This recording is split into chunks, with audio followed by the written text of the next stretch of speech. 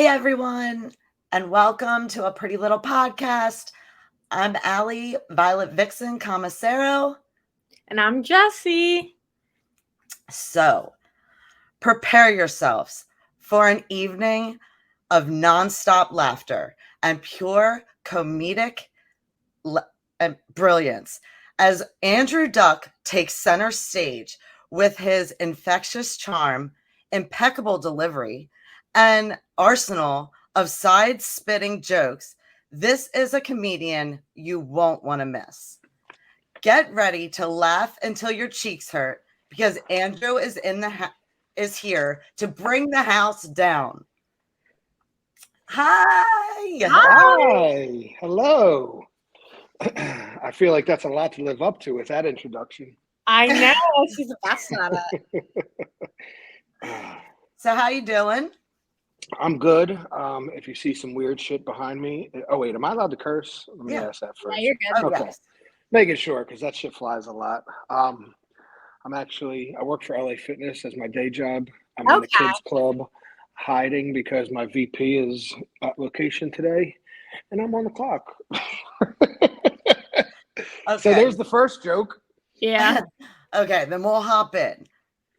Jessie, you didn't get to meet Andrew at the Comedy on the Crick. Nah. But we'll get into all that. I've heard good things.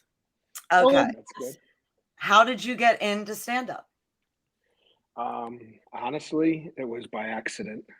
In the middle of the pandemic, a buddy of mine wanted to start doing stand-up comedy, and he asked me to do it with him. I told him, hell no. He's crazy. He went to like 2 open mics, bombed, wasn't funny at all. But he was an alcoholic, so he went to Tap Sports Bar in Levittown all the time.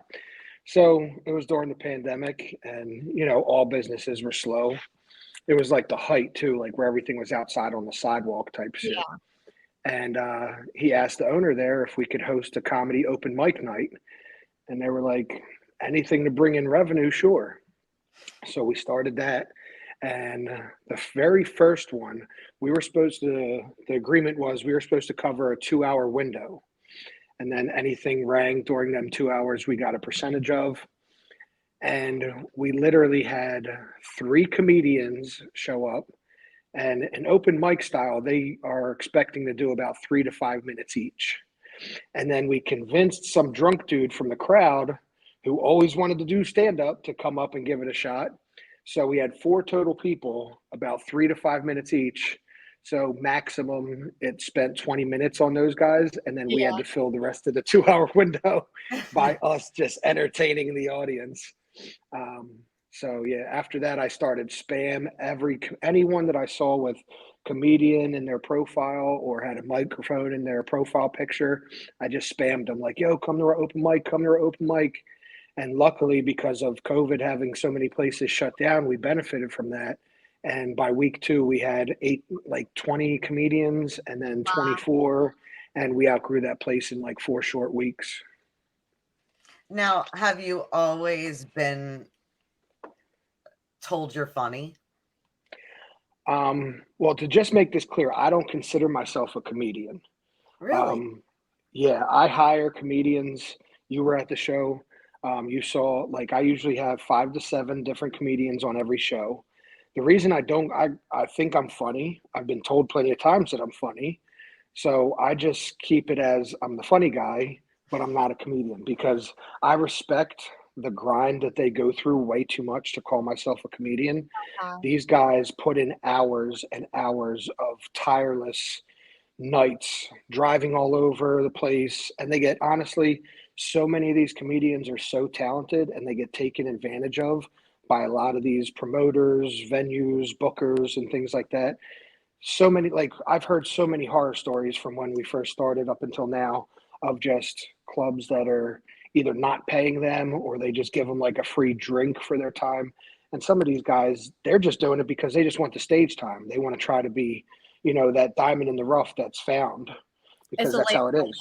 Oh, it was hysterical. I mean,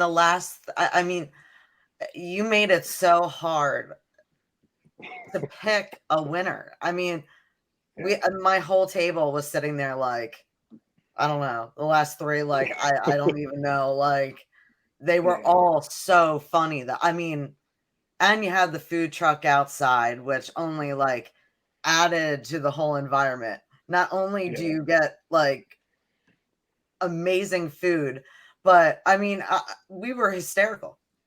Yeah, and that's how it is. Like I try to a lot of some of these shows they're called bringer shows.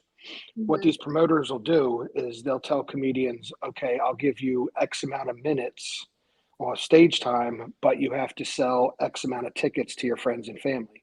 And that's how they fill these shows. I never respected that. I have no background in comedy. I have no background in entertainment, but I'm a grinder. Like I just know old school hustle.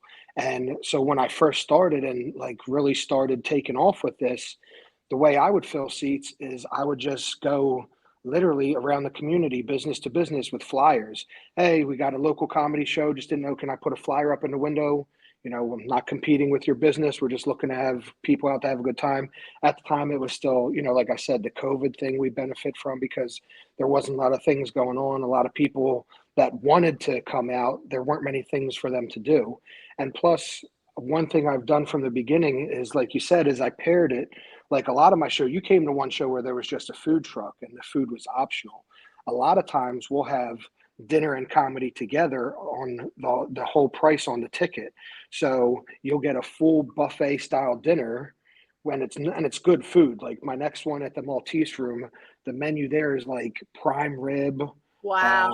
chicken parm, uh, some kind of pasta, some kind of veggie, salad, dessert, water, coffee, and then you can do a beer, wine add-on, all you can drink for $15 per person. Do you kind of do like a rotation of like certain spots? Like, are you at the what was it? City Distilling. So we're back there. Basically, last year I was at a place called Blue Monkey Catering exclusively. I Okay. started. So as I tell you, you got to witness my intro. So at my intro of every show, what I do is I tell our story about how we started, and then when we outgrew taps in 4 short weeks, we went to a beautiful venue in Ben Salem. That venue being Water's Edge, the old High Tides, which is now called Dockside under new ownership. So then we went to Water's Edge, and we were there, and everything was great. And then when I don't know if you guys remember during the pandemic, they were making it so you had to buy food in order to buy alcohol. And that was, you know, for us, it was good because we had dinner plus all you can drink on our ticket at the time. Well, as soon as they lifted that in PA, the owner there, the guy who was pretending to be the owner, came to me and said, listen, we're going to take dinner off of because you don't have to buy food in order to buy alcohol anymore. We're going to take dinner off the ticket, but keep the ticket price the same and keep our cut the same. Mm-hmm. And I was just like, no, the fuck, you're not with me. At least you're not. I don't know, like what kind of business sense you think, like, but no, that's not happening. So I legit, this was on a Wednesday. I had a show that Saturday that was already sold out. And I left from screaming in his face to go right down and get all my shit and left. And that's when I went right down the street and found a fire hall to, and that's like what I say during the show is we went through what I call white trash wedding venue hell at 2 different fire halls. And that was just us trying to fit, like I was trying to figure it out how to make enough money to pay, because I was paying for a shell of a room at a fire hall. Then I was paying an outside caterer to bring dinner in, and then also paying the comedians and doing all the advertising and marketing myself. A lot of these shows I was breaking even or losing money, and I loved doing it, so I just kept doing it.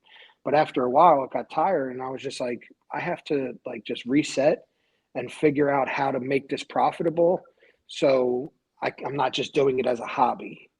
And Yeah. that's when I left. I didn't do a show for over 8 months.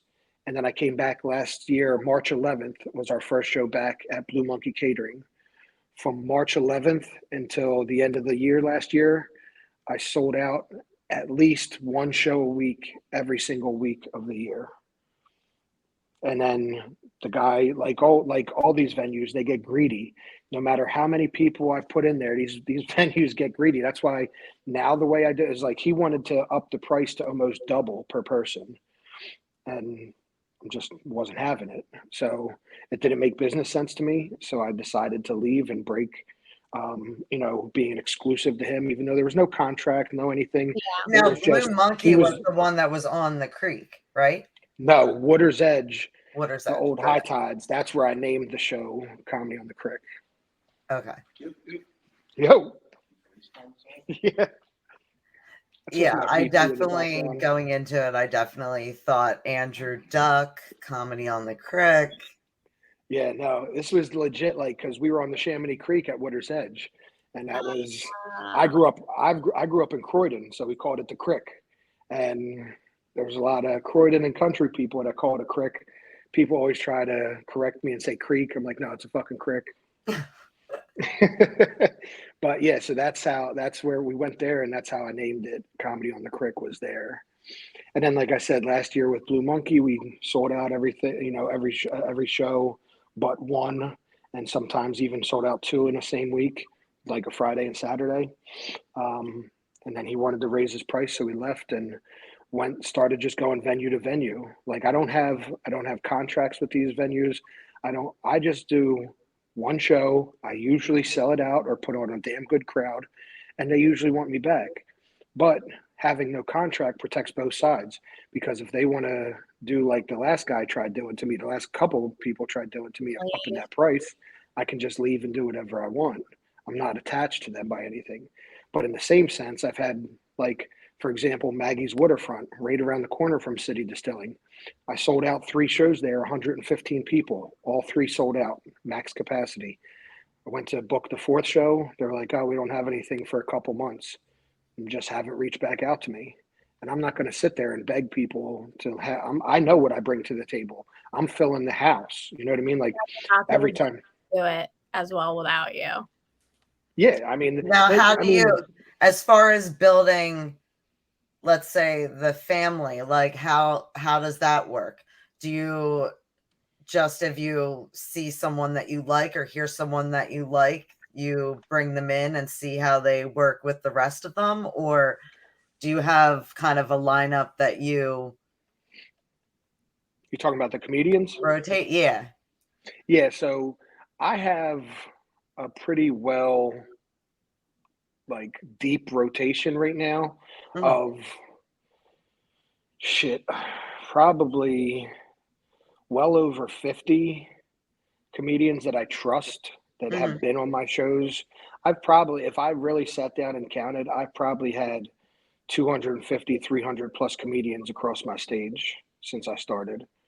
And all of it, like I said, I'm not like these bringer shows. I don't care how many tickets these guys can sell. I tell every single one of them, my job is to sell tickets. Your job is to make them laugh. That's all I care about. You make them laugh. You did your part. And so how I book it is anyone is able to try out, quote unquote, for Comedy on the Crick by just sending us at least a 5-minute tape. So they send me a tape of them doing stand-up that's at least 5 minutes long. I watch it. If I think they're funny, I put them on. And I mean, the reviews that I get from the shows I put on tells me I'm a pretty good judge of if they're funny or not. Yeah. Because it's been like, anytime there has ever been any complaints, it's always been about the food or service. It's never been about the actual comedians. So I have Fitness a shout out. It's a podcast, pretty little podcast. This is my VP Jody, LA Fitness. Hello. She's always got to bring the guns out. Yeah. We're hiring too. We're hiring. We need trainers. We are hiring. I need people in about 6 gyms. All right. So yeah, that's my VP Jody. He's cool as shit. We are hiring too. So I have to ask, after watching the show, I have to ask, with how offended people get nowadays, what is too far as talking about politics and different stuff like that? When you're creating the show, and it's your brand, is it that you can only make fun of the current president, or can you make fun of whoever you want? Or, I mean, like, how does that work for you? Politics are touchy. People are going to get butthurt no matter what. No matter how much you try to tiptoe around sensitive subjects, people are always going to get butthurt. Whether it's politics, religion, race, anything. You can pick a hot topic, and one side or the other is going to get sensitive about it. So I've told everyone from the very beginning, and this has actually stopped some places from booking me, is that I refuse, no matter what they pay or what they offer, I refuse to censor my comedians. Now, obviously, I'm not going to have some comedian on there that's a sexist, racist, or whatever asshole. Like, I'm going to be the judge of that before I put them on my stage, obviously. But I'm not going to tiptoe around people's feelings, because that's when comedy gets watered down. If you look at some of the greatest comedians that we all grew up on, they weren't sitting there worried about what's going to offend someone in the crowd before they tell their jokes. Are you kidding me? You know what I mean? Like, I'm more old school where it comes to, like, listen, if someone's an asshole, you let them be an asshole and you leave them the hell alone. You don't sit there and, get in your feelings and let them control how you feel. So I thought it was to funny me, because I was with like, even the group behind me, like, you could tell everybody kind of like voted a different way, but like, yeah. they were hysterical through the entire show. Yeah. I mean, we walked out and my whole party at least was like, our faces hurt. That's Like, awesome. all of us. And see, that's why I love hearing it, because not only is everyone getting that experience, is you're coming there and you don't know what to expect. I hear this from so many people, is it was local comedy show. It seemed like it was good value. We weren't expecting much, so we just came for a night out. It was something different, blah, blah, blah. And then, I'm from all over. Like, you had some from New York. What, the one guy was from Washington. Yep. I mean, we have all. I mean, I've had guys I've had a comedian from Florida, Texas, Atlantic City all the time. Some of the regulars in Atlantic City, they'll come down and do my shows. And obviously, Philadelphia is full of comedic talent, so you don't have to go far for that. And New York is just a sneeze away. That's how do where, you honestly, pick who hosts? Um, How do you pick the host that, like? So my main host is Ryan Foster. He's been my guy since like day one, who I chose because when I started, my buddy of mine who started this with me, when he used to be like part of decision making with this, I didn't agree with certain things that he did. One of them being me and him sitting up behind the people on stage, like we're on the fucking Apollo or something, judging them and gonna chase them off with the broom. Yeah, that would be kind of And awkward. it was, trust me, every show I'm like, Unless you "Do have we one of really those have to big fucking sit up hooks. here?" I mean, if they were, Yeah, if they're bombing, just get them off with the hook, spray them with a fire extinguisher or something. Yeah. God. But so the first change I made is when he decided he didn't want to do this comedy shit anymore. I got a host, and I was like, "Look, I'm going to open every show like you saw me do, and I'm going to tell our story. But I know I'm not a comedian, so I want a comedian to come on and host, because as a host job, which a lot of people, even some comedians, don't still get, is a host job is basically to gauge the audience, throw some shit out there to see, okay, like you just said, there are some hot topics, some sensitive stuff. Let's see what the crowd pulls back on, and let's see what they're open for." So he might go up there and tell a political joke. Oh, this room must be, very left because that right political joke didn't go over well. As He's comedians, what's that? Testing the water. Exactly. And that's why I want all my comedians to be there on time, because if they're doing their job to the fullest, they should be watching what the host is doing while he's up there and seeing how the crowd's reacting. So then they follow suit. Because obviously, if there's, like we had one time, I had a comedian that does a suicide joke. Mind you, he's a veteran. He's been through some shit. And he's like, supports all the suicide helplines and all that. But he had a suicide joke. And apparently, some lady that really triggered her went running out of the room bawling. He even, like, at the end of the show, tried going up to her and apologizing. And she was like, no, no, thank you. I understand it's not your fault, but just no, thank you. I want to be left alone. Yeah. And it's like, obviously we can't control that, but if we see, like, if that would have happened when the host is up there and you see that kind of reaction, then as a comic, okay, I don't want to do any suicide jokes in this crowd because obviously we saw what just happened. You know what I mean? There's, not worrying about people being sensitive, but then there's also knowing your crowd and reading the room, which comedians, as they get better, should be doing that. So as far as women to men, 1001. Feel, yeah. Like, what was the woman that was there? I wanted to take one of the sheets home with me, but I had to cast my vote. But Yeah. was her name Tata? Tata. Yeah, Tata Sharice. She's going to be fucking famous one day. I know it. Yeah, she is hysterical. She's not only hysterical, she's like that, like just sitting there talking to her, bullshitting. Like, she's hilarious. She's always hilarious. She has a vibe that everyone loves. She's Like, at just, first it's like she you're was drawn like to her. using the code words for things, and then she's like, and then he ran up and bit my titty, and I was like, oh no, she took it away. And then she was just on fire after that.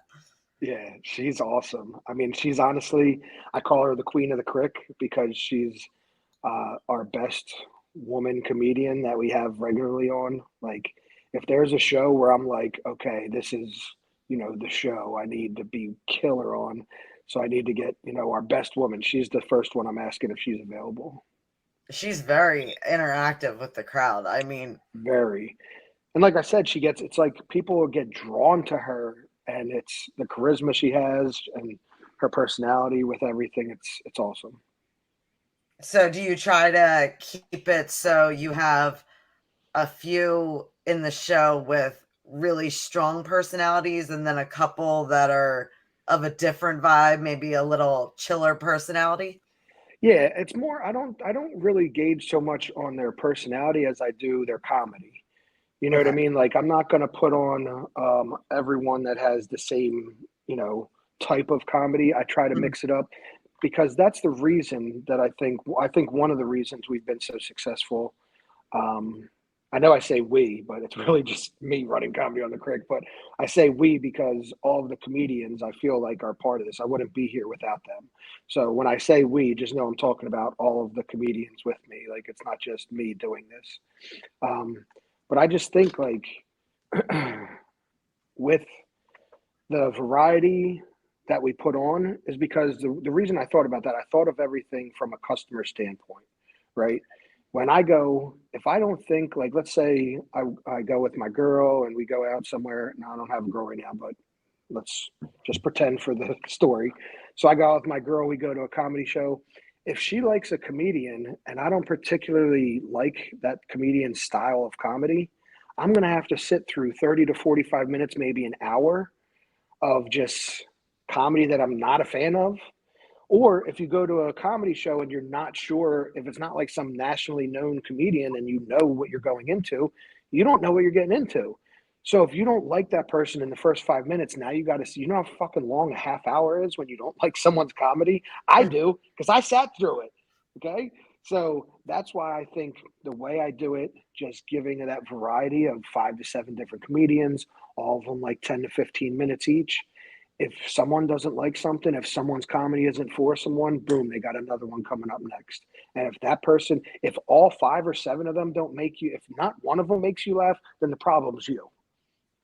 Hate to Oh, say it, but definitely. it's just, I know my comedians and I know the product I put out. And if you're coming to one of my shows and you don't laugh at any single one of them, you obviously probably need to get laid or something, or you probably got some issues going on, or you're just a miserable. I don't know. Can you think of any circumstances off the top of your head that where somebody just was heckling so bad that you actually like felt almost like the need to step in for the poor comedian? Oh, I have stepped in a few times. Yeah, because when we were at Blue Monkey last year, Blue Monkey is a smaller room, only Mhm. holds about 65 people. It's a small, tight room, low ceilings, great for comedy, but you're like right there with the crowd. So this one guy kept on heckling every comedian that came up, and he wasn't even doing it in like a, like a fun way. Mhm. It was more like he had Tourette's or something. Like every every couple minutes he'd be like, or he was telling the one comedian that was a good one. That one wasn't so good. Like giving a fucking out loud criticism of each joke. So I went up to him, tapped him on the shoulder, like, shh, keep it down. And I tell him, like, and when I do my intro, I tell everyone, listen, please, keep the talking to a minimum. Just respect that everyone around you bought a ticket to see a comedy show, not listen to you. You know what I mean? So let the person with the microphone do the talking. I would feel like if you went over to them and told them to be quiet, that like they would listen. Yeah, well, usually that's the case. But when there's alcohol involved, a lot of the times, or egos, especially with us men, we got egos like a motherfucker. So this was some drunk guy, and my next comedian went up, Brendan Donegan. He was up there. Brendan was like going back and forth with him a little bit, and it was okay because when a comedian is, talking to you, of course, then it's okay to talk back. But then after that, the guy kept going and kept going, and Brendan finally was like, "Dude, just shut the fuck up." And the whole crowd was like, "Yeah!" And the dude stood up, and I fucking beeline to because he was, of course, at the front table. So Mm. I beeline right to the front, and I was like, "No, sit the." And luckily he was like, came to his senses, sat back down, and I came around to him and just grabbed him by the shoulder, and I was like, "Listen, one more outburst, and you're out of here. I don't care. You won't get refunded. You'll get kicked out. So just please sit down and enjoy the comedy show." And that was the end of it. Like later he went to the bathroom, and like when he went to the bathroom, he walked past where the comedians were, and he like apologized and was trying to talk to Brendan back there and shit. So usually people come to their senses even if they are heckling or being a little obnoxious. A lot of times it's just the drunk person, honestly. So, since each show has a different lineup, how do you go about like promoting that and promoting the different stars of each show? So the way I used to do it is I used to try to give everyone their own individual flyer with their face, headshot on it. Hmm. But honestly, I work my ass off. I'm working here 6 days a week, doing everything on my own. I don't have time to do the same thing. Plus, every time a comedian cancels, then I got to go and switch, you know what I mean, and do a new one. So, what I've been doing now is I more highlight the venue. So, like with City Distilling, for example, for that flyer, I took a picture of the actual inside of the venue, Hmm. and then I just layer things over that. So the information like City Comedy on the Crick is coming to City Distilling, the date, time, showtime, 8 to 10 p.m. Burrito Feliz food truck will be on site from 6 to 10 p.m. And then I'll put all the names of the comedians. I Okay. won't put faces anymore just because, like I said, it's not for any other reason than it just takes too much time to do each individual one, and it looks too stupid trying to fit that many faces on a flyer. So, can we give a couple people some shout outs? Who you want to give shout outs to? Comedians? Yeah, like Oh, some of your top comedians. now you're putting the pressure on because I know I'm going to forget like one of my good ones and I'm going to fucking hear it. Some that have been with you for the So long haul. we got Mel Harris. Mel Harris was the host at the show you came to. He Big was. beard, looks like James Harden. Uh, He's going to see this and probably laugh. Yeah, he is fucking hilarious. Ryan Foster, like I told you about, my day one host. We have Rob Stant, who's been with me since I named it Comedy on the Crick way back when. Let's see, you got Marcus LeVar, Jay Simpson, Jay Simpson, you didn't get to see, but he's my comedian that plays a guitar, and I'm telling you, some of the songs and shit that he comes up with, like I have half of them memorized because I've had him on the show so many times.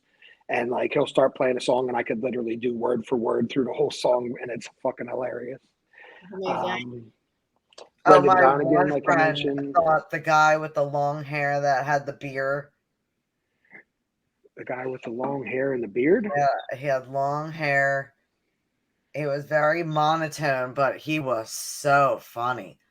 I'm trying to think of who was on that show. He was one of the last three to go up, and he just stood there with his beer the entire time. And Oh, Rob Stant. That's Rob Stant. yes, Yeah, he was so with the funny. glasses, right?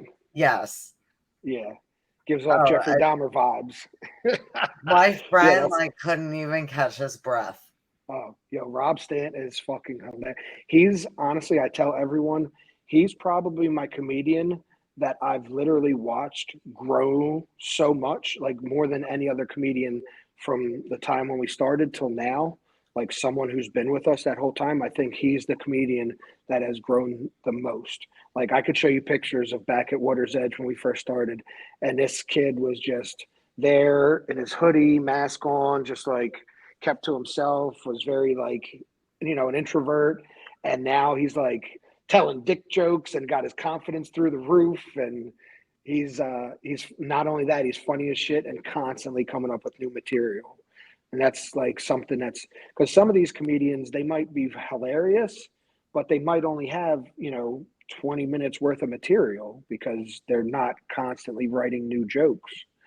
The guys that are constantly writing new material, those are the ones that you can see and tell. Because once I have someone on 3, 4, 5 shows, I hear what they've done. So if they just did the same 10 minutes every single time, I know that's what they have that they know works.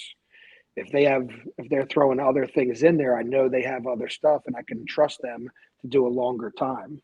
I'm sure there's a lot that goes into it. You got to stay up on current events, on pop culture, just everything. Yeah.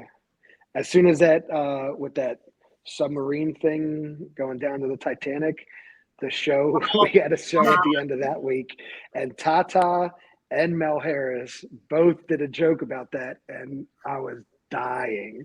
Like the how they come up with shit so fast is insane. It's awesome.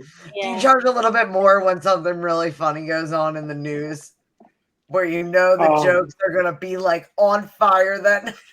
Yeah, like with that, honestly, I was waiting for it because I knew at least a couple were gonna. Because I also knew it was like a touchy one because I already saw it. Like we all see how everything unfolds on social media. Did So anybody, like you see, did first anybody it's like bug out about that one? It was polarizing. Yeah, half people were like making jokes about it, and the other half were being really sensitive about it. So you never know which way the scale is going to start turning. Exactly, because you had a bunch of people making memes and sharing memes and laughing, and then like after a couple of days, you had the people that are like, "I can't believe you would make fun of something like that. It doesn't matter how much money they have; they're still people." And then you had the other people that thought it was funny, like they could buy you, and they don't give a shit if you care. Yeah. You know what I mean? Like if that happened to you, they wouldn't blink twice. It was the irony too that it was the Titanic. It was that's what it was like. It was like again. The Titanic claimed another. Yeah, that was the irony of it. It was like I was like, no way. Did they even find it? It exploded supposedly. Did they even find anything like having to do with it? They found a piece of it. Like it turned out like they just were able to figure it out like by science. Like this is what happened. Yeah, we found they stretched it out over like a week. Yeah, and during that week there was a bunch of other shit in politics that happened that I'm sure this was part of a distraction because that's what they do. They don't want us to be up to date on all this shit. They don't really want us to. They want to keep us know as little as possible and let them do whatever they want with our money. Exactly.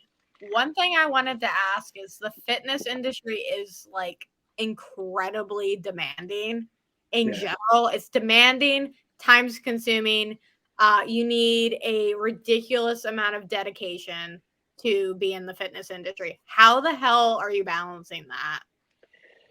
Yeah, it's rough, honestly, right now, because I'm a worker. Like I told when they hired me here, the reason that I took the job was they promised me if I was for real about my work ethic that I could make GM within 6 months. So that's why I took the job. I come and I told them before they hired me, like, I'll outwork anyone you put in front of me. That's not what you'll have to worry about is my work ethic. And so far they've held their end of the bargain. Like I got promoted to manager in just a month and a half. And now I've been here like not even 3 months, and I'm on my way to getting promoted to GM. Hopefully that happens. You're like an influencer for You're them very too. driven. Yeah. And posting the videos online. Yeah, I mean, I love this shit, honestly. Like I've had a rough past 5-6 years. Every time I get into a groove, I end up getting injured one way or another. Funny story. I was actually just had to go to the ER yesterday because I've had this pain in my side, and I just wanted to make sure that it was an oblique strain and wasn't something with a vital organ on the left side. So I was getting bitched at by everyone in my family to go get it checked and make sure it's nothing serious. So I went and.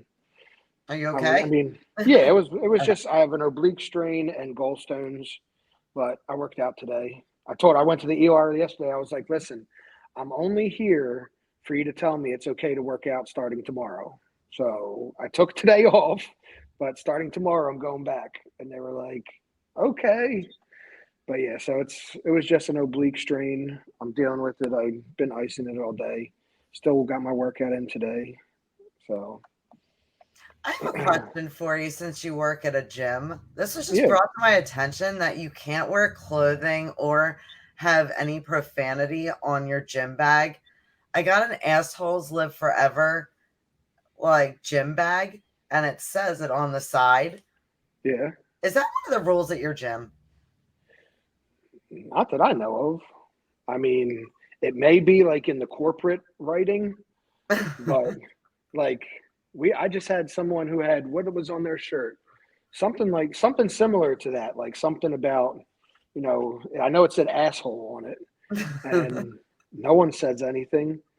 So yeah, I don't think any profanity. I was just curious because this is like the perfect gym bag, and my friend's like, you can't take that to any gym, and I was like, since when? Yeah. We're not more. I mean, that's probably more of the sensitive, like the Planet Fitness, where you can't no lungs either. Yeah. Like, no, they were like, it's like they have on the writing on the wall like no grunting or whatever. I know. I'm like, bro, I fucking grunt it's like natural. Like when I lift heavy, I'm like that's how it comes out. Like what the fuck do you mean no grunting? Like what? Yeah, so I don't know, but I mean, and back to what you were saying about balancing everything with the comedy show and this, it is rough. I've always been, and my main thing is just not losing focus because I have 2 daughters. Now my oldest is 20, so she barely wants to see me anyway. She's too cool for dad at 20 years old. She's spending time with a boyfriend. She's out doing her thing, and I get the leftover scraps whenever she wants to hang out with dad once in a while. That's at 10 years old too. But my youngest is 6, so with her, it's like up until this point, I've had her. My schedule with my ex is I have her every Tuesday to Friday, so I have her half the week. She has her half the week. But now they have me working here Monday through Thursday. I'm 11 a.m. to 9 p.m. Friday, I'm 9 to 1. Saturday, I'm off. And then Sunday, I'm 9 to 5. So my only day off is Saturday. And Friday is like sort of a half day. So now it's just been like coordinating. And luckily, big shout out to my ex, Tammy, my ex-wife. She is great with our daughter. And that's like one thing that's a blessing, and I'll tell you because I have both ends. Like my oldest daughter is a different mother, and I'm not even giving her any airtime because it's a lot different. Just the complete opposite. Okay, so with my youngest daughter's mom, like my ex-wife, she's great. And she knows like this is something you're doing, trying to further your career. That's only going to benefit our daughter because she knows how I am. And I put my daughters first in everything. So that's why, like, when I first took this job, that's the one thing I was worried about is not the comedy shit because I'll juggle and I'll work and I'll, cut some sleep out if I have to or not have a fucking life, you know what I mean? Like social life. But one thing I won't is not have time for my daughters.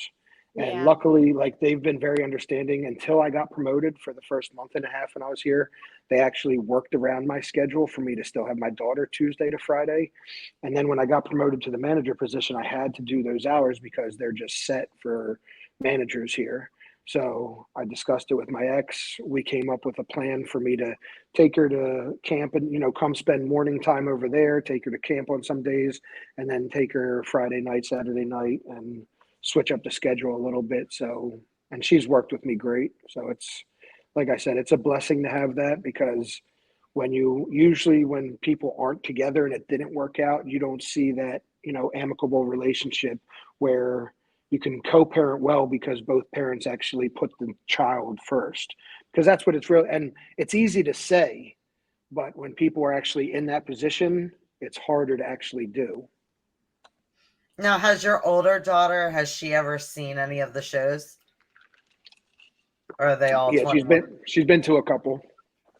Does she think they're funny or is Yeah, she she cool? was. Yeah, she works at a Metro Diner too, so she told a couple of her friends there. A couple of her friends have come, and I love it because they all like we don't get as much of a younger crowd as I like. Yeah. Like younger, like I'm talking like early 20s. You know what I mean? Mhm. Her age. So when they just I'm just her dad. I'm Kayla's dad.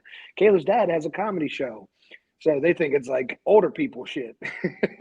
But then they come out and see what it is and like love it and tell all their friends about it. So yeah, she's been to a few, a couple of her coworkers have been to some and they have all loved it. And that's honestly, I like that because I've had plenty of reviews from middle age and older people but when I get them real young kids that love it and give the great reviews, that's when I'm like, okay, we're now checking every box. Yeah. Now, has your ex with the one that you are good with, Yeah. has she been to your show? Yeah. She actually, she brought like her whole family. They brought a table of 8 and her Oh, mom that's came fun. and like her mom, a couple of her cousins, her best friend.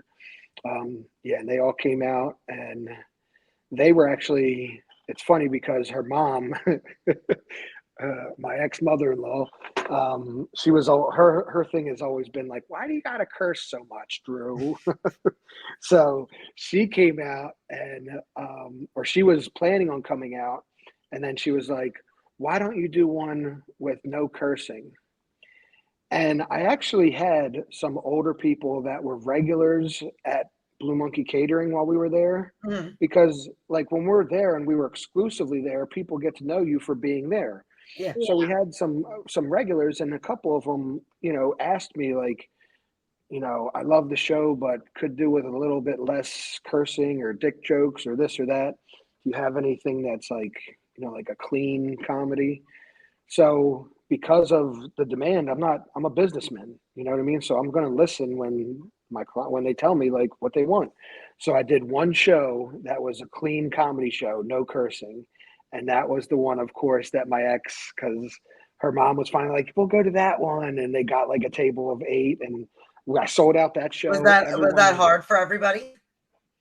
well, it was a couple of them, like seasoned comedians, they know that they have to have like a good 15-minute set where they're not cursing Yeah. because when you get in front of, the more national audience and the more like bigger time places, they're not going to want that shit as much Mhm. because they do care because it's a lot bigger, money swing when they lose customers and when they have someone that's not backing them or lose sponsorships or, whatever. With me, I'm not at that point, and even if I ever get to that point, I still don't see myself becoming like, you know, a I don't know, a commercialized comedy show where we're censoring and, you know, giving rules of what you can and can't joke about. But it was fun for that one show. Like I said, we sold it out. It was a great turnout. A couple of the comedians like almost slipped and like joked about it throughout the show, but it was good. I didn't repeat it. I didn't do another one because I don't know how big the demand is to, you know, continually do those. Mm-hmm. And now that I'm bouncing around from venue to venue, I don't want to put that like on a venue. Like, for example, we go back to City Distilling. I wouldn't want to just make that show clean comedy, because now I'm pigeonholing everyone who's just going to City Distilling has to be for clean comedy. And honestly, like, I haven't had low ticket sales anywhere that I went for me to have to switch it up. So, you know, I'm not going to, unless it's like something where, you know, like a private event or I know I have a bunch of people that are only looking for clean. That was going to be my next thing. Like, can people book you? Yeah, I've done events? And which social media platform do you? So Instagram is your primary. Instagram is probably the most I'm responsive to. I have a Twitter. I have, just so everybody knows, TikTok. He's really funny on Facebook also. Yeah, Facebook. Yeah, I post I'm a shit poster. So I post memes just to try to like keep the page, you know, my page up in the news feed, and then I blast the comedy shit. But yeah, mostly Facebook and Instagram for the comedy on the Crick. I do Instagram mostly. Like, that's how I go back and forth with a lot of the comedians as well. We do have anyone that wants to submit a tape or, you know, inquire about private bookings and stuff like that. comedyonthecrick@gmail.com. Like, if somebody was trying to book you, like, what does that basically entail? Like, are there certain packages that you do, or you kind of do it by each one as kind of like its own show? Each one is custom tailored because it depends on what they want. Are they doing the promoting? Am I doing the promoting? How many comedians do you want? How long of a space are we filling? Like, for example, I did one for my buddy Bobby Sacco. He's a DJ around, like, you know, Northeast Philly, Bucks County area. Well, pretty well known. And he did a show in his backyard. Unfortunately, I had a show at Blue Monkey the same night, so I couldn't be there. But he was, and this is how it usually goes. Like, he knows me from coming in the gym. That's how we met. We started talking about the comedy thing, and he's in entertainment himself as a DJ. And he's like, yeah, I always have a party at my, you know, house at least a couple times a year. I want to do your comedy thing in my backyard. So we get to talking about it, and that's how usually people are just like, you know, they think, okay, I'm worried about price, so we should only do one comedian. That's a horrible fucking idea. Okay, putting that much pressure on one comedian that's the reason. There's a reason why I do the things that, like, the way I do it. Like, I go up in front of everyone and open the show, then pass it on to a comedian to host, and then we get into our actual lineup, because you don't want to just like, and that's why a lot of comedians, they don't like going up first, because you're the first one up there, and it's just like a lot of people can be funny, but when you're in front of a crowd that's sitting there like, okay, make me laugh, bitch, it's a different ball game. Intimidating. It's a whole different ball game. As far as events, what do you, for the most part, what is like the main thing that you get booked for? Is it weddings or? No, it's honestly, I haven't been booked for too many private things. I did the show at Bobby's. I did another 2 or 3 birthday shows. So it's usually something like that, like a backyard birthday show where they want some type of entertainment.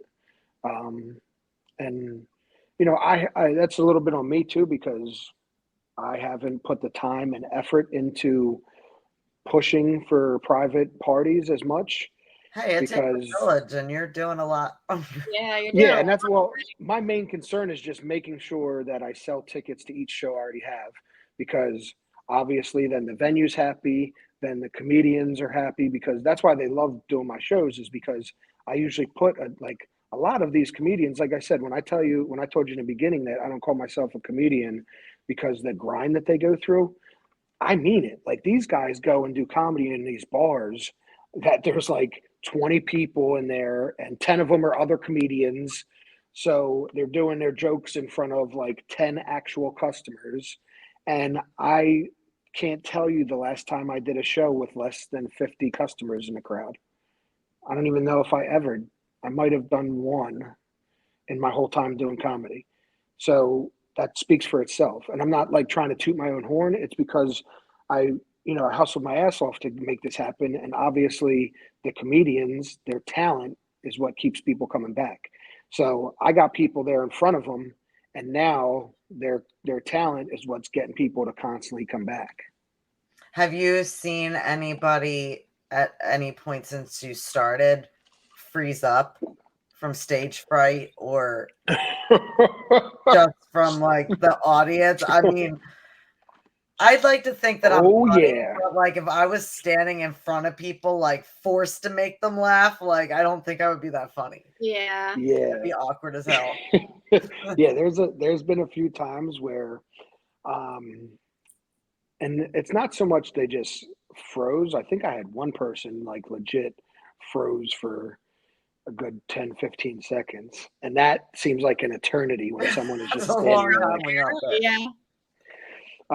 But yeah, a lot of times what comedians will do, and you'll notice it when you have an inexperienced one up there. And this is why I get pissed at some of my even experienced ones, because sometimes they'll fall back into this bad habit, but they're up there and it's lack of preparation to me, because they're up there and then they just go, oh yeah, so let's see, what else should we talk about? Or what do you guys want to talk about? That is, if I'm paying for a fucking comedy show, ever leave it last thing I want you to say is, what do you want to talk? Bitch, I'm not here. Like, this isn't some chat. I'm not in an AOL chat room and I want you to chat with you. Like, I want you to fucking make me laugh. So I don't need you to ask me what to talk. Like, no, tell us a joke. You tell us what the fuck you're talking about. So yeah, so a lot of times you'll get shit like that. Like, it'll just be that awkward, let's see, what should we talk about? You know what I mean? And any type of filler that they can put in there where they're just saying some irrelevant dumb shit. It happens a lot. So I know you say you're not a comedian, but you're around enough that like I'm gonna ask anyway. What's your go-to joke? My go-to joke? Yes. Is honestly, it's probably shitting on the old venues that we broken up with, especially Water's Edge, because it's hilarious the way. All right, so Water's Edge was, like I said, that's where we started. Named it. I love when they're just stepping over them and you can make fun of them. Yeah. Well, because it's great because karma literally went full circle. Okay, so after this happened, when he tried pulling that bullshit and I left, last year, sometime in the beginning of the year, as Water's Edge, they lost their liquor license. Wow. Then towards the end of last year, like I think around September, October, they had to close their doors permanently. Then on top of that, after that, they were in the news, local news, because they were cashing people's checks for like wedding receptions and shit and not returning their calls. They ripped off a bunch of people. Scumbag named Joe, who pretended to be the owner there. I don't know how many of them also ripped people off, but they were legit in the news. This isn't just me talking shit. That's insane. Yeah. So then, full circle, like I legit had someone who said that they were serious about wanting to be an investor, knew all about comedy on the Crick, was coming out to a show to like invest in everything, told me to find a place that we could get with a liquor license. So as soon as I knew about Water's Edge closing their door, I was like, how fucking perfect would it be if I fucking got that place as my own with this investor? So I talked to this investor, told him about the place. He kind of drug his feet. He didn't seem to be serious about it. So I had someone that the year before, when I was exclusive to Blue Monkey, the owner of Nick's Roast Beef had hit me up, and he wanted me to do a comedy show at each one of his locations once a month. At the time, I turned him down because I told him, I'm sorry, but I'm loyal to Blue Monkey. I'm exclusive to them right now. If anything changes, I'll reach out to you. So after the fallout with Blue Monkey, I reach out and this investor not, coming to anything. I reached out to the owner from Nick's Roast Beef, and I'm like, hey, just seeing if you wanted to do a show still, blah, blah, blah. I'm going to different venues now. He texts me back and he's like, oh, did I tell you I bought Water's Edge? I'm like, get the fuck out of here. He's like, yeah. He's like, we're calling it Dockside. It's going to, the last, they got to come out and approve whatever, blah, blah, blah. But we should be up and running in like a month or two. As soon as we're up and running, I'll reach out to you to book a show there. That's so insane. Yeah, that's so we great. legit, last month we did our first show there under the new ownership as Dockside. And the funny thing is, when we first started there, they had me, if you've ever been to Water's Edge, they have the restaurant, which is beautiful, but they didn't have us in the main restaurant area. We were down at this little, I called it the Crick house. That was like a, I don't know, an open frame. It was just like a structure that it had a swimming pool in it. They built a floor over it and just made it into like a big open old barn house type of thing. That sounds really dangerous. It has a swimming pool that's been. No, but they put they framed in the swimming pool and put a floor across the whole thing. And when I first started there, when we named the show, that's where they put me in. Now, mind you, the place had no running water, so there were no bathrooms down there. It barely had electric. There was 2 electric sockets that we got to use. And the whole time, the staff had to run up the hill and back down the hill to bring stuff. My customers had to go all the way up the steps and up the hill into the main restaurant just to use the bathroom. And a lot of the times, because service was so slow down there, they would go up there to get drinks and stuff like that. And then in the wintertime, they had legit patio heaters inside this thing because there was no heating. So they had one of the times I came back from having COVID and I lost my smell. My smell was gone for months, even after I was fine. And I was there doing a show the one night and they were like, oh my God, it smells like rotten eggs because the one was leaking propane or something. And I'm like, thank God I can't smell this shit because I would probably be losing my shit. You got people, you're sitting them down with a plate of dinner. And number one, the food already sucks. Sensitive to smells too. And you got this fucking rotten egg smell. They're freezing because it's patio heaters in this fucking, because the reason we got away with it is because it was during COVID. So the back wall of that, whatever you want to call it, barn house, was a half wall and half of it was open to the water. So they just, because that made that, building deemed as outside, they just put Dexter style thick, clear shower curtains up there and stapled them all the way across. So it was legit this barn house with some clear shower curtains taped across the back wall, propane heaters. Visual. Yeah, it was, oh my God, it was now that I think back to it, it's so funny because it was a hot mess. And I constantly had people, the reviews I were getting was always every single week, we love the comedy, but it was always complaints about the food, the quality of the food and the service. And I found out after I left, he was doing some dickbag shit, telling the server, because all you can drink was included in the ticket. He was telling servers to purposely go around slow pouring beer because during COVID, you couldn't go up to the bar to get a drink. You had to wait for them to come to you. So he took advantage of shit. And I'm like, bro, if I pay, $60 to $75 for a keg, what are you paying wholesale that you really think gypping people by, a couple glasses of fucking Miller Lite draft is really going to make you rich? That's the business mindset that I can't remember places that water down my drink. Yeah. It's insane. People might not agree with everything about the business, but Chick-fil-A does it fucking right. Okay. Mm-hmm. They put out a quality product. They pay their people decent wages. And every time you go there, they're like, how may I serve you? Happy as shit. So regardless of whether you like Chick-fil-A or not, it's just that type of business motto is the way to think. You want to treat your employees good. You want to put out a good product, put out great customer service, and you might not make as much money in the beginning, but in the long run, you'll profit tenfold. So you said that Comedy on the Crick really started up during the pandemic? Yep, September 2020. How did that work? Did you start online or were you? Oh no, we were outside a Tap Sports Bar on 413 under a tent that was like a circus tent in their parking lot. And I say that joke too in the like my intro, like, you know, back September 2020 where all the businesses had to make the outside look like the inside so you could still be outside. Like that's what it was. It was we were outside legit on a sidewalk. I'll try to look up some pictures and send you guys after we're off.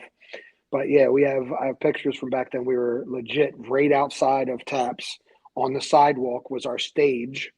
And then under the tent, they even had they brought their pool table from inside and put it out under the tent. So we had people playing pool and shit during the show. It was crazy. Oh my God. Yeah, they had a legit hole. They had those cement construction barriers blocking off the parking lot for their space. Yeah, and had this big circus tent up. So that's legit where we started. And then, like I said, we moved from there to Water's Edge in that fucking barn house, the Crick house that I call, and dealt with all that, the propane poisoning and no running water, bathroom. Yeah, it was. And then after that, we went to 2 fire halls. And that's when I was kind of just I knew okay, I'm building a brand here and I don't want to be known as the guy that does firehouse comedy shows. I knew I was building a brand and I recognized that my comedians that I've found already have enough talent for this to really be something special. So let me not kill the brand by bringing it to fire halls. So that's when I just stopped and I was like, until I find a place that I can consistently go to or that I consistently can give these good fucking comedians somewhere to shine and it's profitable for all of us, I'm not going to just do it just to do comedy. That city distillery was so cool. Jesse, you looked like the comedy shows here and you look through and it's all steampunk. That's amazing. Yeah, it was really cool, except for the bathroom. The bathroom was a little weird. It looked like a you train had door to or walk something. through the show. Yeah. So I felt like you were going to be a punchline, especially me with the purple hair and I'm always dressed up. I knew if I walked past there while someone was talking, I was going to be a punchline. Nah, so only certain comedians pick on people, but sometimes it does get funny. We've had some good interactions back and forth. I was hysterical because we were sitting in the front, so they went. The one comedian was looking for someone with an easy last name, for a joke. Oh yeah. They went around to every single person around my friend. His last name's Mark. It's the best last name. I was like, why wouldn't you put your hand up? He's like, he didn't call on me. And I was like, yeah, but you had the last name. The rest of them were really long and he couldn't even say them. And they weren't funny. Yeah. That's when he was splitting the room. Yeah. But I was hysterical. I was like, you couldn't have just a little or even a head nod, something. Yeah.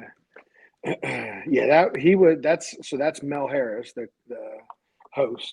And that's what he does sometimes is he'll split the room and give them the last name and then compete against each other for who's, and that's why if you remember, I don't know if you heard him, but I forget if it was right after that or something a little bit later when he was interacting with the crowd, because he's doing it in almost a Family Feud type of, and he said, oh, y'all wouldn't do this shit to Steve Harvey.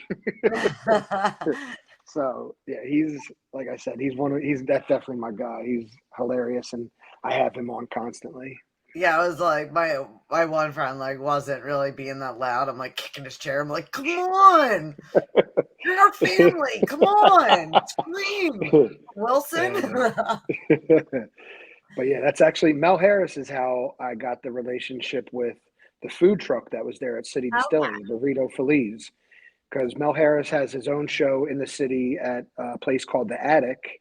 I forget. I think you just got to look it up. Comedian Mel Harris on Instagram. And that's in Philly? Yeah, it's in Philly. It's called the Attic.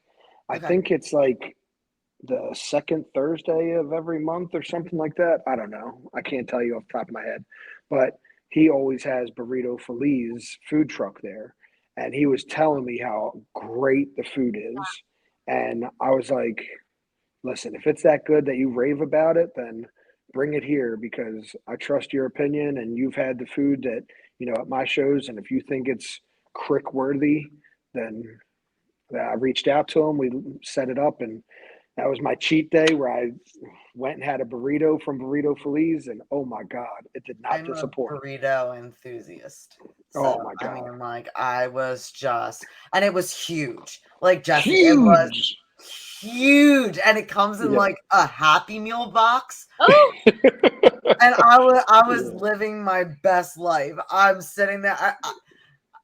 Tata went on and I couldn't even take a bite because every time I went to bite, it was just. That's so funny. That's awesome because Burrito Feliz will be back when we're going back to City Distilling September 15th. And I just got confirmed with them this morning that Burrito Feliz will be back with us there on September 15th. That was delicious. They were really, awesome. really good. Now, are they around Philly or do they Burrito Feliz? Yeah. Yeah, they're mostly Philly. Like, do they just have the food truck or do they have a location too that they're out of? I'm pretty sure they're just food truck. Okay. Yeah, and I'm pretty sure their Instagram, I want to say Burrito Feliz Philly. Okay. But I have them tagged on my post from City Distilling, so you could always see it on there. And then next time I make a post for the next City Distilling show, I'll be tagging Burrito Feliz in there as well because, like I said, we just confirmed that they're going to be there. So I'll be tagging them. Real quick, let's go through one more time your next couple shows. Okay, so we have August 12th. We're at the Maltese Room, which is in Bensalem, right on Bristol Pike. There, it's dinner and comedy, only $50. It's a buffet-style dinner. You get prime rib. Fancy. Some type of chicken, pasta, veggies, salad, dessert, and then coffee, water, soda is included in the ticket as well as your show. Let's see. After that, August 12th, we're at Maltese Room. August 19th. Where the fuck are we? August 19th. I don't remember. We have a show August 19th. I'm blanking on where the hell it is right now. September. We can also have it up with the posts and everything. Yeah, September 15th, we're at City Distilling, the one you came to. September 21st, we're at Liberty Point down Penn's Landing. Okay. August 18th. I'm sorry, not 19th. It's Murphy's because they just switched the date for me. So Murphy's in Levittown. Yeah. So we'll be at Murphy's then. So then September 15th, we're at City Distilling. September 21st, we're at Liberty Point down at Penn's Landing. And then September 29th, we're back at Dockside, which is where we originally started. And that's our 3-year anniversary show. So I expect a big turnout for that one. Oh, that's fun. Yeah. Now at Murphy's, are you upstairs? Yep. We're upstairs. Love that little area. We had done a podcast there, and it was so much fun. Yeah, I like that. We had an awesome time. I think we didn't do because summertime's slower for comedy. So like June, July, August are my slowest months of the year when it comes to comedy. From the show at City. Yeah, I mean that's even the one at Murphy's. The month before, I think we did 70 people or something like that. Wow. So it was still it turned out to be a decent number, even with it being slow. But Yeah, like if once we get to September, I have I think 3 booked in September right now. I only have 2 booked in August. October forward, it'll probably be like 5 shows a month or more. I just got to make sure I have the time to be at them all. And so that starts, what month did you say? October? October, yeah. October is when we start getting busy again. So I'll have, just to keep up with the demand, I'll have to have at least a show a week. Now, do you do themed ones for like Halloween and the different thing? No, when I was at Blue Monkey exclusively, because we were there every single week, Yeah. what he used to do is kind of do like a themed dinner.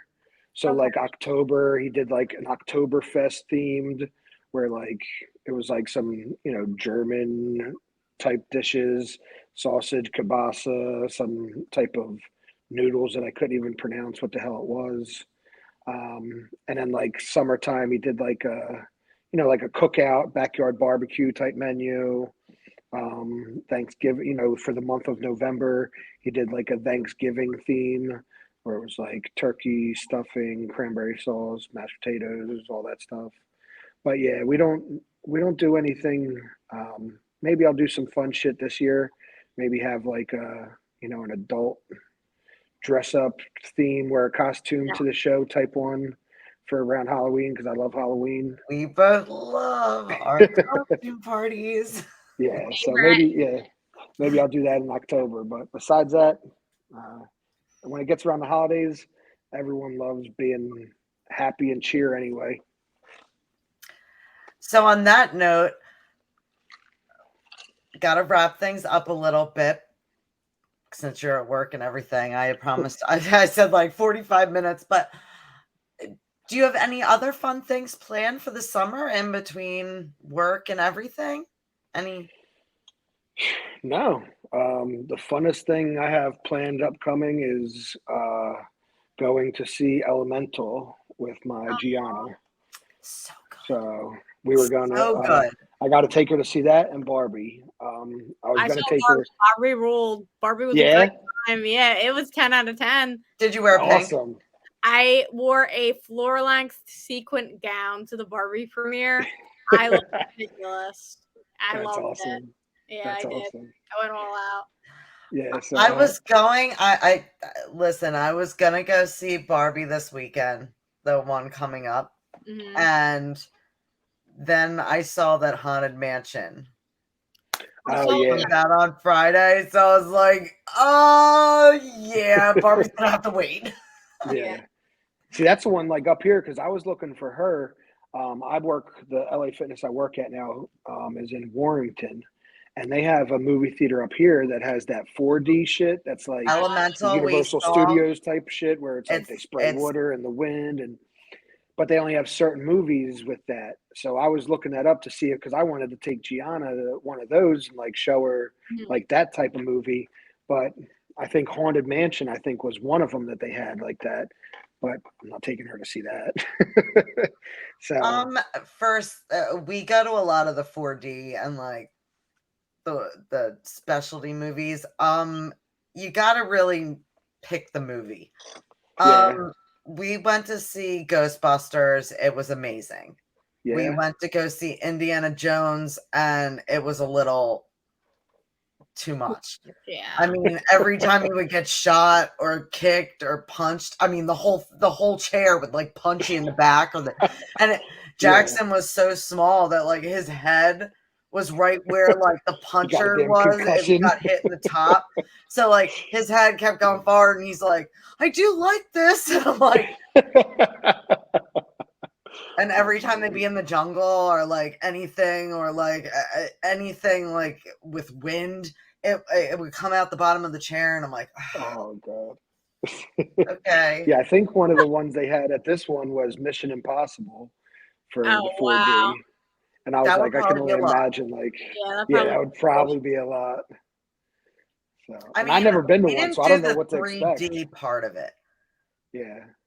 Like, we all kind of went in there and like, we're just going to do the ride aspect of it. But yeah, the Universal Studio aspect. Yeah, it definitely has those Disney feel. Yeah, like it reminds me of one of those rides.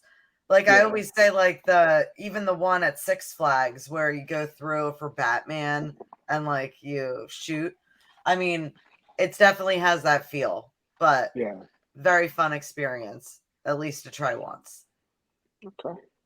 I mean, I'm all in. So as soon as I find a movie for her, I'm taking her too. Elemental was really good though. Yeah. We really, really enjoyed that one. She's been talking about it ever since I showed her the little trailer. She can't wait to see it. Unfortunately, because I was actually, when I was working yesterday, my ex was going to bring her up and meet. I was supposed to be done my workday at 5. The movie started right across the street here at 4:50, and we were going to take her to that one. But I ended up leaving work early just to go to the ER to get this dumb shit checked out. So I told her, I was like, you didn't take her, because I'm like, if I tell my daughter like I'm doing something, I gotta be, you know what I mean? Like there's just obviously hint, we all know. Whatever movie you pick, make sure it's got reclining seats, because the regular seats are really uncomfortable. And the reclining seats are like just paradise. Like I can go watch it. I can watch any movie in the reclining seats. I'm good. Yeah. That's how, and she's like a cuddle bug, so she'll be laid up on me with her blankie on one of the reclined seats, probably, honestly. I took her to see what's Puss in Boots. Okay. And she didn't like the monster in that. So she was like on my, like laying on me, and every time that little monster would come on the screen, she'd like hide her face in my chest.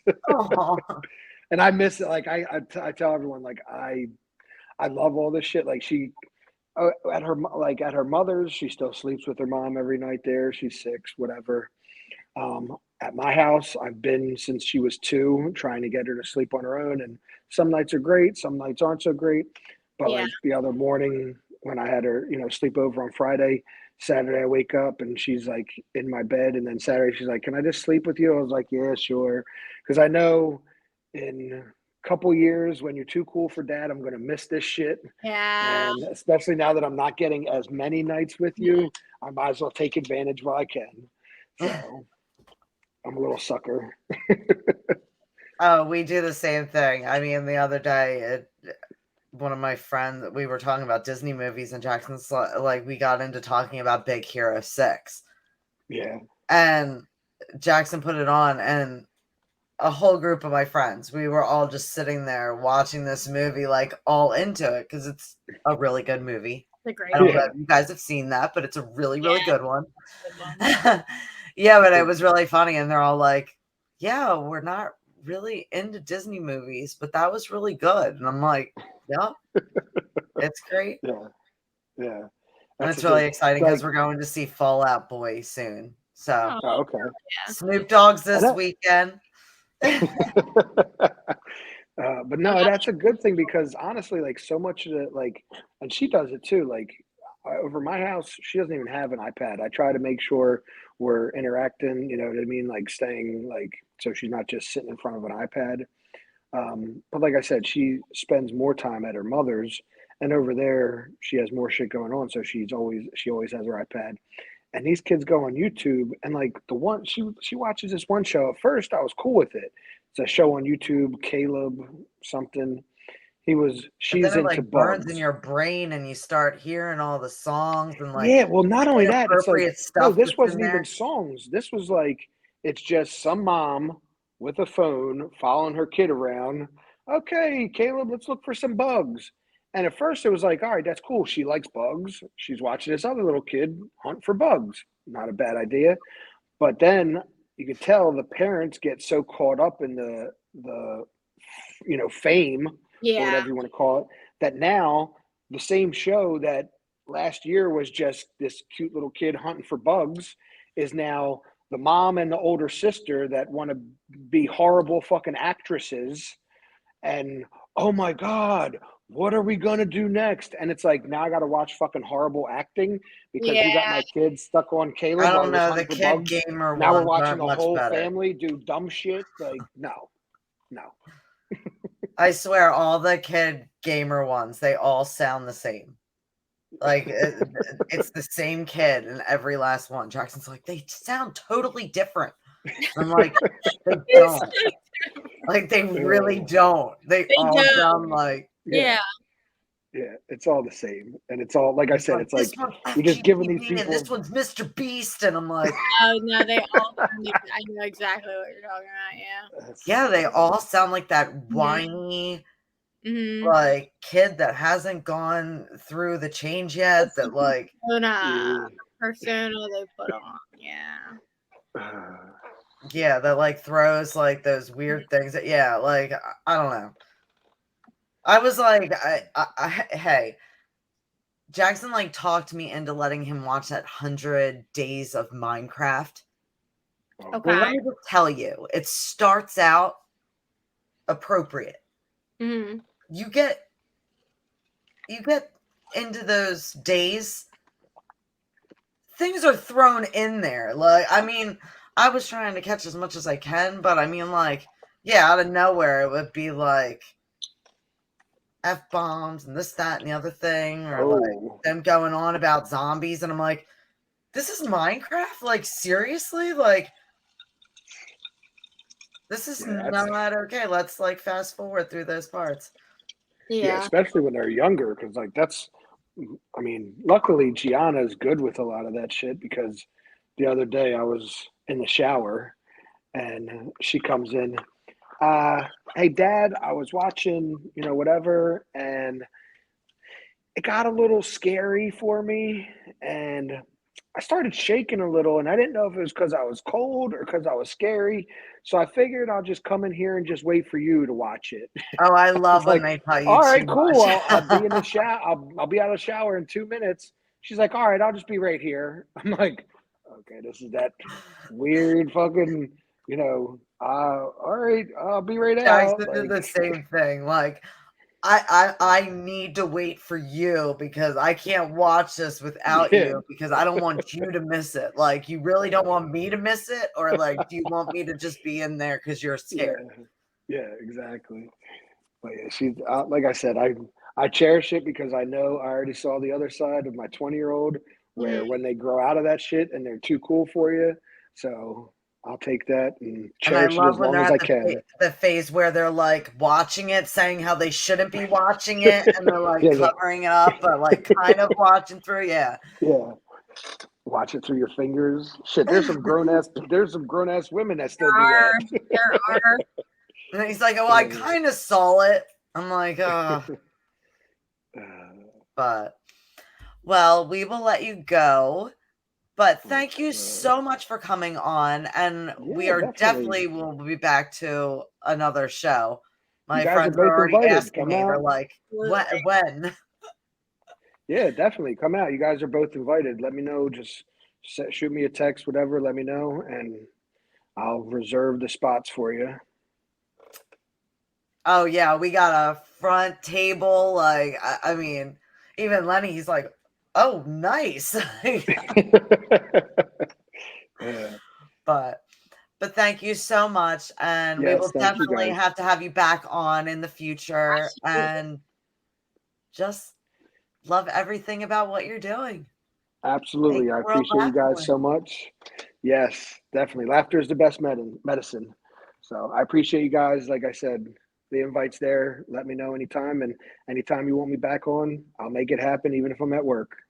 Oh, thank you so much. We'll talk to you. All right. Thanks, guys. Yeah. Oh my, he's such a cool dude. He's got so much going on at once. I'm like so impressed. It was so much fun. I mean, seriously, like you get in there and you're like, am I gonna find everybody funny? Like, am I gonna be sitting here? I'm telling you, I couldn't even get through my burrito. I've never been to a comedy show, so I'm very excited for for us to This was my first one since turning 21. Wow, that must have been very it was a totally different experience. Yeah, dude. And yeah, it was so much fun. And we were like right up. I mean, the people were all just so hyped to be there. I mean, the audience was just very interactive and in a great mood. was a good time. Something I'd like to check out and something everybody should check out.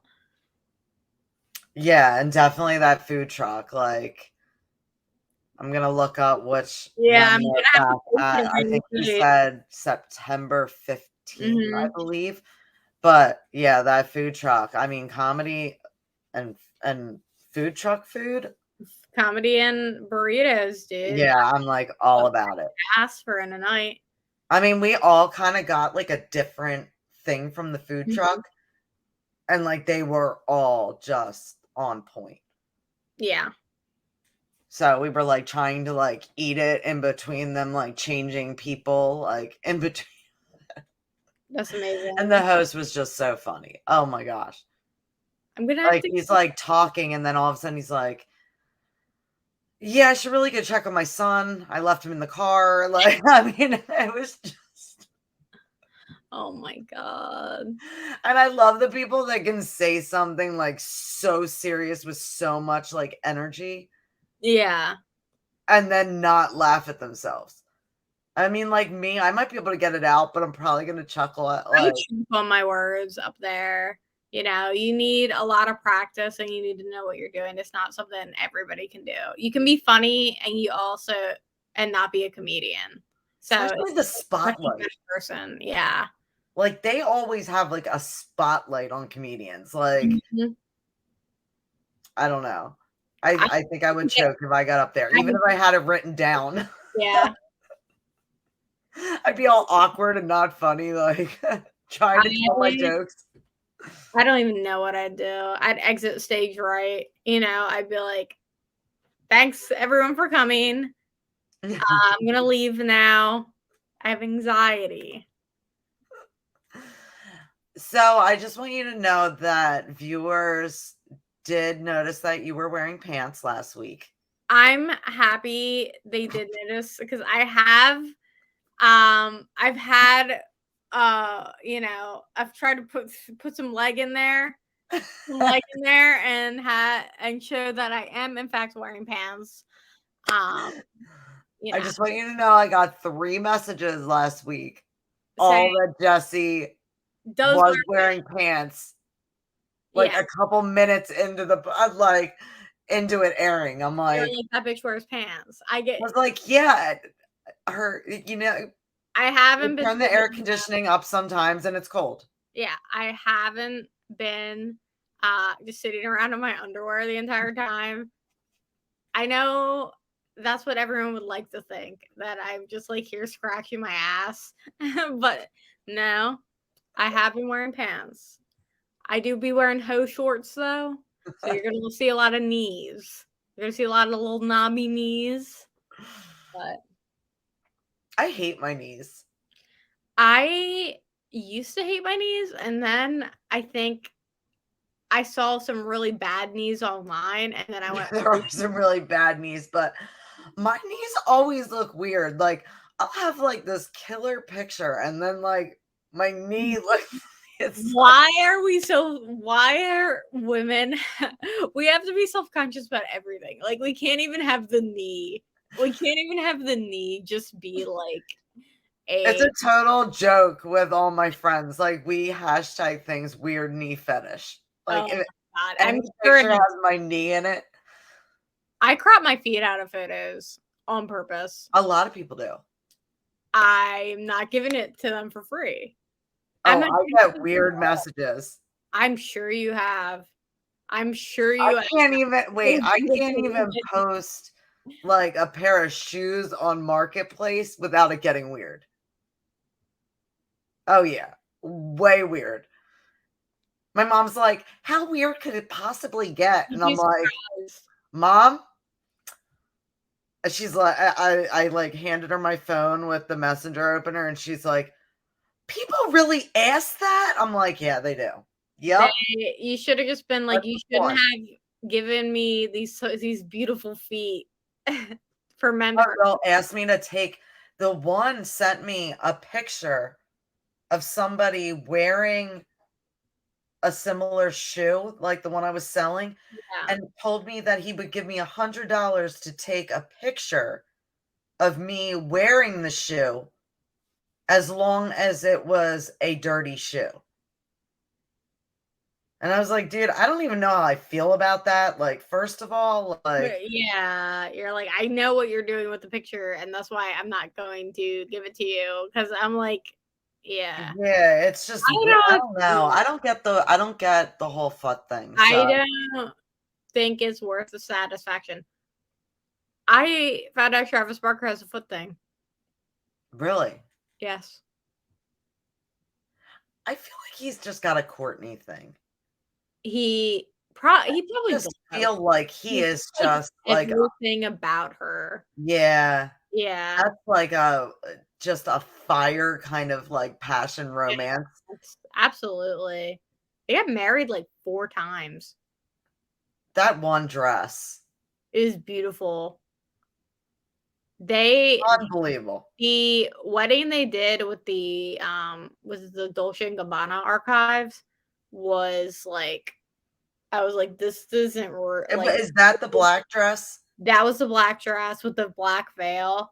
Oh, that was, and everybody was dressed in Dolce & Gabbana archives. That was when in Rome, and the food looked in Rome or whatever. It was in Italy. I don't think it was Rome. It was beautiful. It was beautiful. He got married in Vegas. I loved her dresses in between too. Yeah. Like in between her weddings, she would wear like the cute dress, and then she would wear the stunner, and then the cute dress. Yeah, it was insane. It was like I could only imagine like having that, being able to wear those clothes. Like that's I was here for the month-long wedding. I love the month-long wedding. Do you know what? If you have the money and you have the love and you have somebody who wants to do it with you, do it. Do it. If you want to have somebody who loves you. They just look so happy. Like she looks like she's exploding with like just happiness every time she sees him, and he just like looks at her like. Also, I feel like she ended up with like the shit finance bro for like so long, and him making an ass of her and stuff like that. Like, sorry, Scott. But the Lord. But, like, so she got her like at the end of it, you know? Mm. She got out, she got better herself, she focused on herself, and she got, you know. I liked Scott and her after they broke up. More they have a good relationship with their like children and stuff like that. I like Scott more that now that he's not with her. Yeah, so do I. Yeah, I think like I watched his little house show where he like redoes the inside, and that's awesome. I think that he didn't have to grow probably because he thought she would always stick around. And that's like very common for a lot of men. Like they know you're gonna be down for them. They know they have a ride or die, and they don't expect you to leave, so they don't think they have to change. And then when you I think she really bit her tongue until it was bleeding so many times that she was just like, I love you, but I love me more. Like I think so too. I 100% agree with that. I think they're all like that. I think they're all like that because I'll tell you what, I would not put up with some of the shit from some of the guys they pick, like Tristan Thompson or Kanye, and like dude, knowing all the like everybody always makes fun of me because I kind of like at least keep up a little bit with the Kardashians. Of course I keep up. Yeah, I keep up enough. I haven't watched a new Hulu show that like that, but I mean, like I keep up enough like with TMZ and like the different things. But we played trivia the other day at PJ Houlihan's, and there was a whole category all on the Kardashians. Don't you know? Nailed it. Didn't get one wrong. Thing with them is that when people hate people that much, we're gonna remember them because when you are such a polarizing figure, and not to compare, but people hated Marilyn Monroe and stuff like that. People hated like these very like idolized figures. It's only when they die a lot of the time that people start idolizing them. So I think that there are going to be a lot of figures that we today aren't like, wow, like you can't make the comparison, but when they croak, people are going to start. And I just think we shouldn't be surprised by I feel like people at least need to give Kim the credit for at least something. You know what I mean? Like, I mean, she not only made the selfie like a thing, but on top of that, she made not fitting into a certain body type. She made it a whole living off of it. Look at how I know people who don't give a flying fuck about the Kardashians, but they ride or die by Skims. Did you see that thing on TikTok with that girl that the Skims saved her life? Yeah, it's insane. I went through quite a few of her TikToks and watched through. It's like crazy. So I think whether or not you give a fuck about Kim, she has had a lot of accomplishments.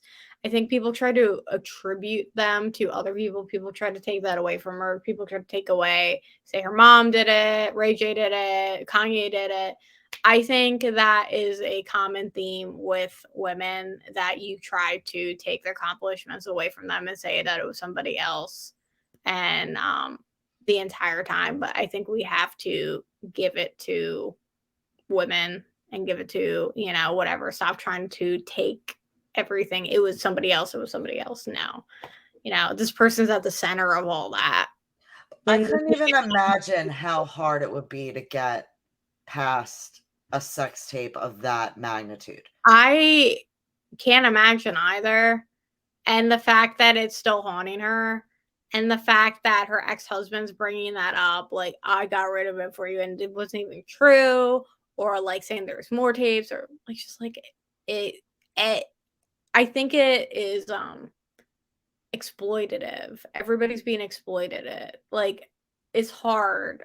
And I really wanted her and Pete Davidson to like work. I really wanted that to work too. I really liked them. Oh, they looked good. She was laughing so much. I know. And that wraps in the comedy, ties it all together. Like, she was I really liked them together. I really liked them too. Like, I was like actually really upset about that, because I was like, she looks like I haven't seen her like have fun in a really long time. Like, she's so business oriented and like trying to be perfect. And I feel like she's trying to have fun now, though. She does like the videos with North. I think she fell into fame so hard that now she's done a lot. I mean, she's like, what more do you do at this point? I mean, she's been everywhere. I mean, even the stupid things that like people just throw out there to do on a bucket list, like she's done them probably twice, if not 3 times. Like, I think when they do like the things with the leeches and like the different things that they've had on the show. Oh, yeah. Honestly, I think a lot of the things that they cover on the show have helped people. I mean, I know that even things with when I was pregnant that I was going through, like Kim Kardashian went through it. And like to see her go through certain things that like I had gone through, I didn't really understand what was happening then, but to see somebody else going through it and how like I 100% get it. Like, watching her cry over her marriage and stuff like that, like, even though somebody hurt her so bad, the fact that she still wants the best for them and blah blah blah. And even with Chloe too. I mean, Chloe's had shit happen to her that I can't even fathom. I always want to defend her. I feel like I'm like know her. Yeah. When people say something mean about her, I'm like, you know what?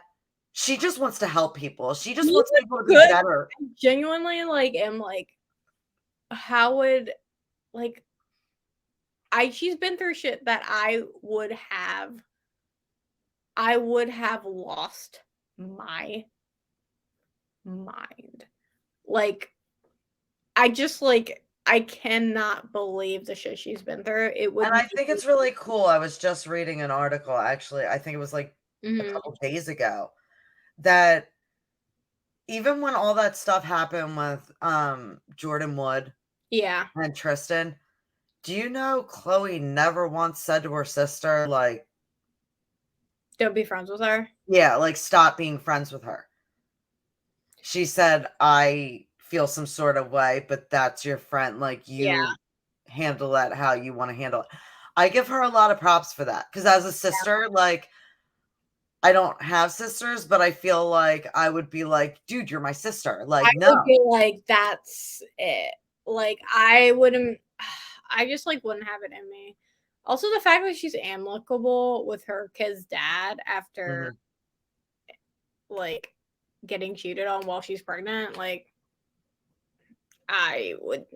And they make adorable babies that I'm like all for them. Just I love North. even if they're not together, like, just keep shooting out like adorable babies. Babies, you know, I will continue absorbing the content if they keep putting it out. You know, absolutely. I am so confused on what Kylie Jenner's new baby's name is.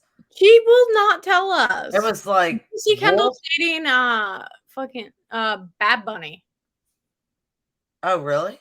Kendall's dating Bad Bunny. Allegedly. No, it's true. I think I found out it's true. Yeah. Wild. I think I saw something where they were like spending a lot of time together. So, yeah. Wild. But I just think it's crazy. Like, what's the baby's name? Like, I know it was Wolf. They first named him Wolf. Then they said they changed it, and she needs to tell me what the baby's name is so that we can all move on from this. Until she's gonna have to get pregnant again for us to find out what this baby's name is. And Lindsay Lohan did release the name of her baby. Please tell me. I cannot even pronounce it. I'm not even gonna try. Is it worse than Grimes and Elon Musk's babies? Like a bunch of numbers? No, it's like a really like pretty like sentimental name, but like I don't know how to pronounce it, and I would never want to like get that wrong. Yeah. And I tried to look up the like how to pronounce it, and just I liked her photos. Isn't Paris a mom too now? Yes. Everybody's I was just reading that she had the she used a surrogate. She's actually had Phoenix for 6 months now. Wow. Yeah. She looks so happy. She looks really happy, and I love the commercial she's doing right now for Hilton with the pink waffle, and she's like, customize your waffle, and I'm like, I do want. She's just, I mean, like she's wonderful. Her whole attitude, she's just very, very happy, and I love to see. She's always very calculated with every. Yeah, she is. She's a businesswoman. But I love that, like, some of the pictures, like, with the new baby, she does have some wires out. And, like, she is, like, a normal human being. I mean, usually Paris Hilton has there's no messiness. There's no wires. Like, a team behind her at all times, you know. She's a personality, and the person she is the product. You know, so there is a team behind that. When people go, wow, that person looks so good, I think a lot of people forget the amount of time, hours, energy, and discipline spent behind to make that person look good, you know. And I feel like she's not done. Like, I feel like she's about to, like, really come back. I mean, I feel like she's going to be putting out baby lines and like all sorts of like. I'm buying it. Whatever she's putting out. I think she put out a pot set. I was like obsessed with trying to like figure out where I could obtain this pink ceramics line. I was like, Paris Hilton pots some hands. We're trying to find somewhere that does pink tacos. That'd be cute. Without having to make them ourselves. We are like they put the beets in the Yeah, I've seen that. Mm-hmm. It sounds a little complicated though. Like, we looked up exactly how to do it. I don't know. And I don't know how that really works with like the hard shells. Like, because I mean, we really wanted to do like the cute, like Barbie tacos and do like the hard shell and the soft shell. Yeah. How would you do that with the hard shell? Because wouldn't it get soggy? It probably would. I don't know. You'd have to figure it out. It'd be like, I don't know. Maybe you can do like a spray on edible glitter. That's what I was thinking, but I don't know. I haven't like found something that I feel like totally would work. And a lot of them are like, they have like some kind of taste to them. Yeah. But I guess, I don't know. Maybe there's a thing for strawberry tacos. Oh, you could do like strawberry, and then instead of like meat, you do like strawberry like filling, like cream filling, or like cheesecake filling, or something like that. Maybe. I love peach mango dip. Yeah. So like if we could incorporate the peach mango dip with the shell, yeah. Chef's kiss. We got ideas. All kinds of ideas. But, well, I will wrap things up. All right. Thank you so much for watching, and please tune in Wednesdays or bi-weekly. Some weeks we are doing Tuesdays and Thursdays. Please make sure to subscribe, and thanks for watching. Have a great night.